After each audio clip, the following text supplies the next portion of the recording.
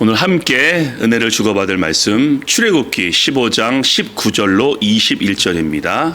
출애굽기 15장 19절로 21절, 우리 19절, 20절 교독하시고 21절은 합독하시겠습니다.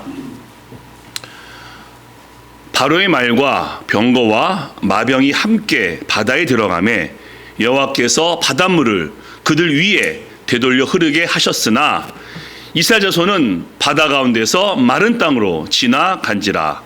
아론의 누이 선지자 미리암이 손에 소를 잡고 모든 여인도 그를 따라 나오며 소를 잡고 춤추니. 함께 있습니다. 미리암이 그들에게 화답하여 이르되 너희는 여호와를 찬송하라. 그는 높고 영화로우심이요 말과 그 탄자를 바다에 던지셨음이로다 하였더라. 아멘.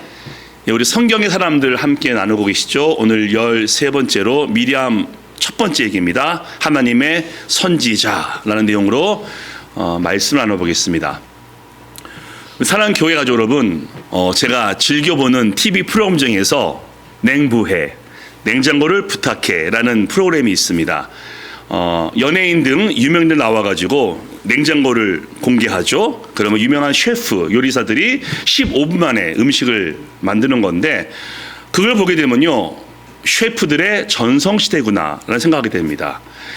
연예인들이 나와가지고 제가 셰프님의 팬입니다 라고 말하면서 사인을 요구하기도 하고요. 이번 주 H마트 갔더니 그들 중에 한 명이 광고 모델로 사진이 또 붙어 있더라고요. 시대와 때를 잘 만난 것 같습니다. 이 30년 전만 하더라도 셰프, 요리사 그렇게 주목받지 않았거든요. 근데 지금은 요리사, 셰프 주목받고 있죠. 저도 그래서 그들의 요리 과정을 보게 되면요, 와, 멋있다, 예술이다라고 생각하게 됩니다. 그런 것 같습니다. 실력과 배경도 중요하지만은 시대와 때를 잘 만나는 것도 중요하지 않나요? 자, 모세 가족들은 참 대단합니다. 모세는 뭐 말할 것도 없고요. 모세 어머니 요게벳, 하나님께 소망을 준 여인. 모세 형 아론, 선지자이면서 이스라엘의 이인자. 그리고 장인 이드로도 모세에게 효과적인 조직을 조언해준 제사장입니다. 오늘은 모세의 누나 요게벳, 미리암, 미리암 감사합니다. 자, 우리가 그러면 4주째 여인들이죠. 다말, 시브라와 부하, 요게벳, 미리암. 하나님은 여인들을 들어 쓰십니다. 그래서 오늘 하나님은 미리암을 어떻게, 왜 쓰셨는지 말씀을 나누어 보겠습니다. 첫 번째입니다. 미리암은 어릴 때부터 뛰어났습니다. 자, 그 다음 말씀 보시겠는데요. 지난주 본문이었죠. 요게벳, 그의 누이가 미리암입니다. 바로의 딸에게 이르되 내가 가서 당신을 위하여 히브리 여인 중에서 유모를 불러다가 이 아이에게 젖을 먹이게 하리이까. 이 내용이 어떻게 보이십니까? 대단한 겁니다. 지난주 말씀 기억하시죠? 요게벳이 잘 준비한 갈대 상자를 나일강에 보냈습니다. 그리고 하나님의 인도 가운데 그 갈대 상자가 바로의 딸에게 도착하게 되었죠. 이 모든 과정을 지켜본 게 누굽니까? 미리암이죠. 근데 그때 미리암의 나이가 12살. 12살짜리 아이가 적게는 10살, 많게는 12살. 그런 소녀가 그 모든 과정을 지켜본 것도 대단한데, 상상해 보십시오. 바로의 딸이 모세를 보면서 유모가 필요한 것 같은데 나는 낌새가 보이자 얼른 다가가서 공주에게 말합니다. 유모를 구해줄까요? 12살짜리 아이가 말입니다. 히브리 아인입니다. 히브리 아이.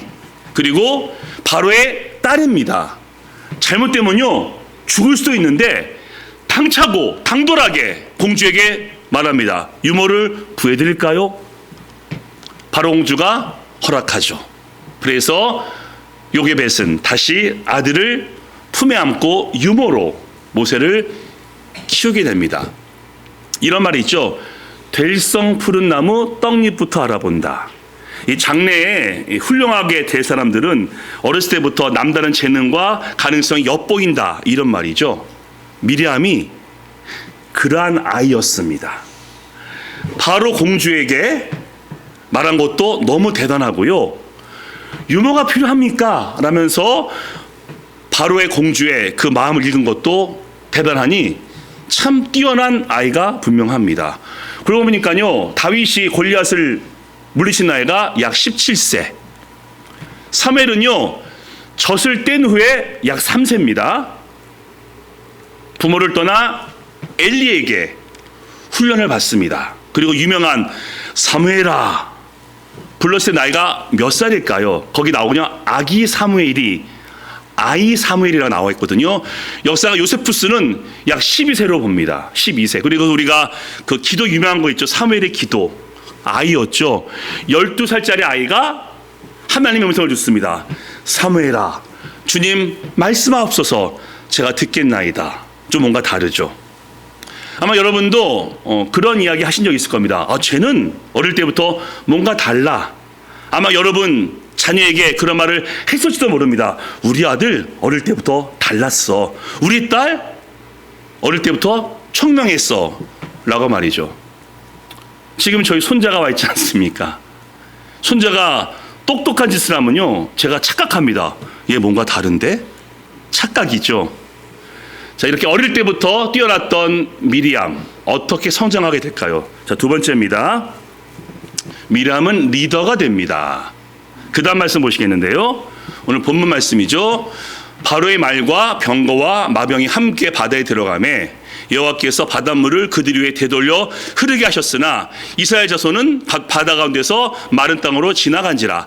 아론의 누이 선지자 미리암이 손에 소고를 잡음에 모든 여인도 그를 따라 나오며 소고를 잡고 춤추니 라고 소개하고 있습니다. 지금 상황을 아시는 거죠.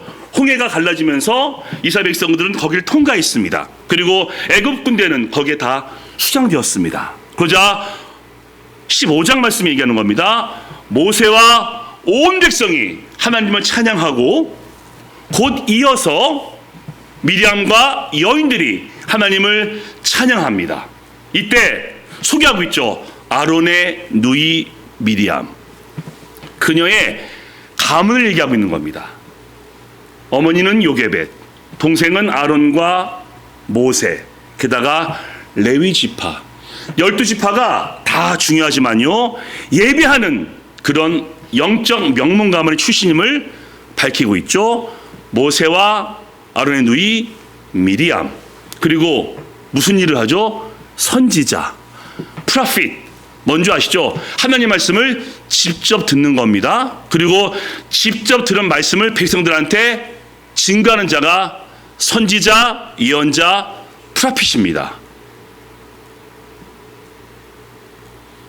모세도 선지자고, 아론도 선지자고, 미리암도 선지자입니다. 그리고 이 미리암은 성경에서 처음 기록된 첫 여 선지자입니다. 어릴 때부터 뛰어났던 이 미리암은 그렇게 하나님의 은혜 속에서 선지자로 성장하게 됩니다. 그리고 뭐죠? 여성들의 리더입니다. 지금 미리암이 소고 탬버린처럼 생긴 작은 북인데 그것을 이렇게 치니까 여인들이 함께 미리암을 쫓아와서 소고를 치며 춤을 춥니다. 뭘 얘기하고 있죠? 모세는 모든 백성의 리더이지만은 미리암은 여성들의 리더입니다. 그 당시 여성들의 지위가 남성보다 낮았죠. 하지만 하나님은 여인들을 전면에 내세우셔서 하나님을 찬송하게 하시고 그 여인들의 리더로 미리암을 세우셔서 쓰고 계십니다. 그뿐만인 줄 아십니까? 우리가 보통 출애굽의 리더 하면 누굴 얘기하죠? 모세. 또 얘기하면요, 아론까지 말합니다. 모세와 아론이 출애굽의 리더다. 근데 성경은 그렇게 말씀하지 않습니다. 미가서 6장 4절 말씀 보시면요, 하나님의 말씀입니다. 내가 너희를 애굽에서 인도하였고 종노릇 하는 집에서 속량하였으며 모세와 아론과 미리암을 내 앞에 세웠도다 라고 말씀하시면서 하나님은 모세, 아론, 미리암도 출애굽의 리더임을 그렇게 분명히 말씀하고 있습니다. 그럼 어떻게 이 미리암은 리더가 되었고 출애굽의 지도자가 되었을까요? 어렸을 때부터 남달라서 뛰어나서, 물론 그런 면도 있겠지만요, 그 당시 시대가 지금 시대 같지가 않습니다. 여성들의 지위가 남성보다 낮았고, 하긴 지금도 그런 경우가 많이 있죠. 여성들의 지위가 좀 낮은 경우, 우리 한국이요, 평등지수를 측정해 봤더니 조산 146개국 중에서 104위라고 합니다. 한국의 여성의 신장이 많이 올라갔지만 여전히 사회 전반에 불평등이 있다는 것을 증거하고 있죠. 그런데 하나님은 무슨 이유로, 왜 여인들을 앞에 서게 있으며 미리암을 그들의 리더로 세우셨을까요? 가장 중요한 얘기죠. 세 번째입니다. 하나님은 공평하십니다. 아멘. 자, 그 다음 말씀 보시겠는데요. 미리암이 그들에게 화답하여 이르되 너희는 여호와를 찬송하라. 그는 높고 영화로우시며 말과 그 탄 자들을 바다에 던지셨음이로다 하였더라. 아멘. 아까 말씀드린 대로요, 출애굽기 15장 말씀 보시면요, 모세와 백성들이 하나님을 찬양합니다. 함께. 근데 미리암이 앞장서면서 하나님을 찬양하자 여인들도 함께 찬양합니다. 미리암이 화답하죠. 너희는 하나님을 찬송하라. 적극적으로 앞에 서서 주도적으로 하나님을 찬양할 것을 미리암이 그들에게 권면하고 있고, 그녀는 그들의 앞에서 적극적으로 주도적으로 하나님을 찬송하고 있습니다. 뭘 할 수 있죠? 하나님은 모세도 쓰시고 미리암도 쓰시는 공평한 하나님이시다.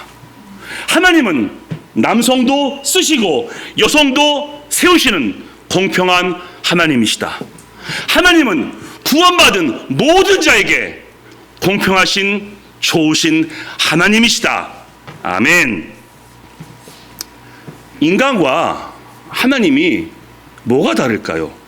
인간은 조건, 배경, 인종, 성별을 따집니다.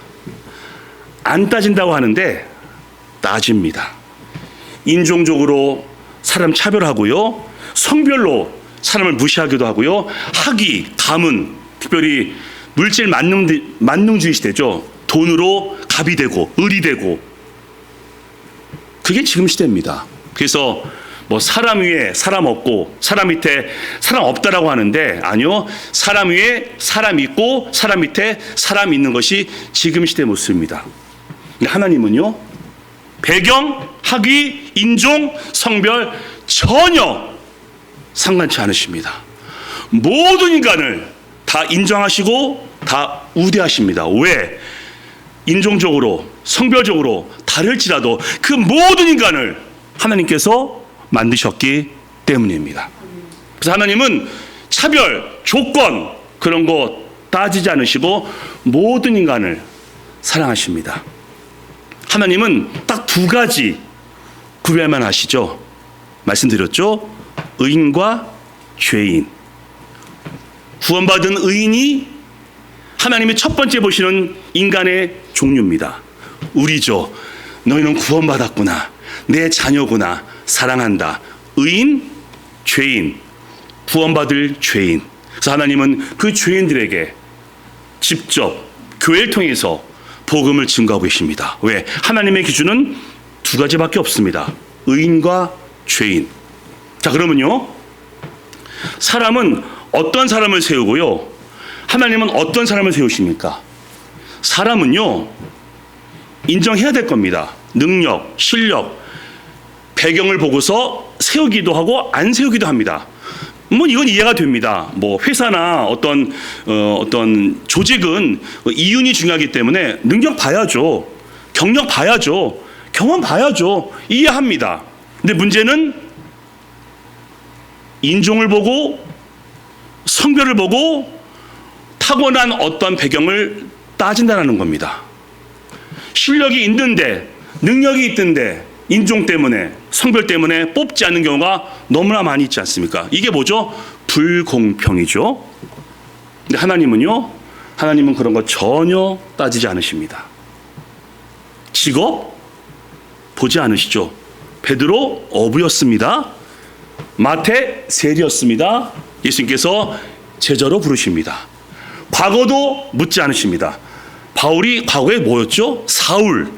교회를 핍박한 자인데 하나님께서 그를 하나님의 종으로 불러주었습니다. 너의 과거 나한테 아무 의미 없다. 내게 쓰임받으면 돼. 성별도 하나님께는 전혀 문제가 되지 않습니다. 모세, 아론도 세우시고요. 미리암도 세우실 뿐더러 다말, 시브라 부하, 요게벳, 여성들 다 세우셨고요. 부활하신 예수님을 가장 목격한 자가 누구죠? 막달라 마리아와 여인들이었습니다. 아멘. 사랑하는 교회 여러분, 그래서 여러분을 스스로 낮추거나 섣부른 판단, 자기 포기 하시면 안 됩니다. 이런 거죠. 나는 나이가 많아. 나는 건강하지 않아. 나는 많이 못 배웠어. 그런 말 하지 마십시오. 하나님은 그게 전혀 중요하지 않으십니다. 우리가 어떻게 구원받았죠?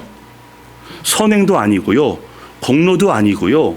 배경도 아니고요. 인종도 아니고 성별도 아닙니다.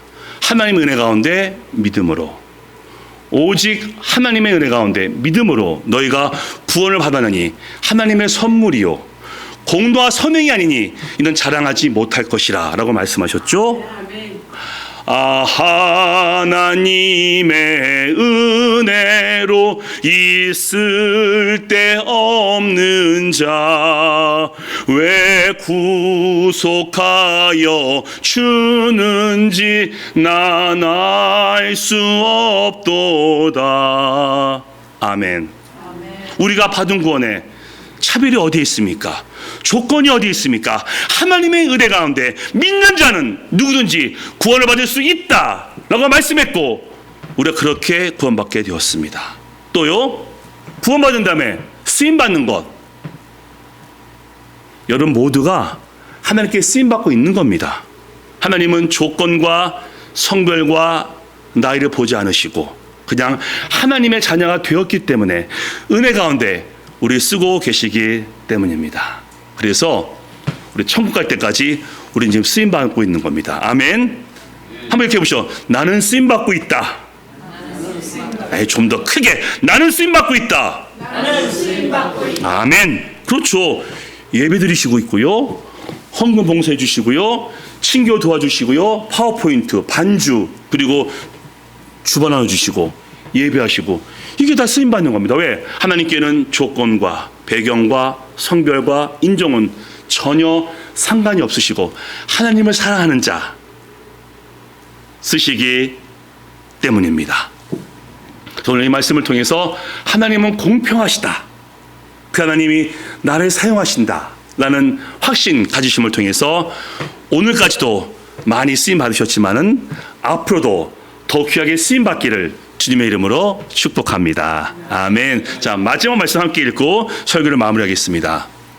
자, 있습니다. 시작. 여호와께서는 지존하시니 이는 높은 데 거하심이요 공평과 의로 시온에 충만케 하심이라. 너희 시대에 평안함이 있으며 구원과 지혜와 지식이 풍성할 것이니 여호와를 경외함이 너희 보배니라. 아멘. 하나님을 더 경외하심으로 공평하신 하나님께 더 많이 쓰임받게 되시기를 예수님의 이름으로 축복합니다. 아멘. 이번 주 적용입니다. 적용. 첫 번째 있습니다. 시작. 우리를 공평하게 믿음으로 구원하심에 감사하자. 아멘. 두 번째 읽겠습니다. 시작.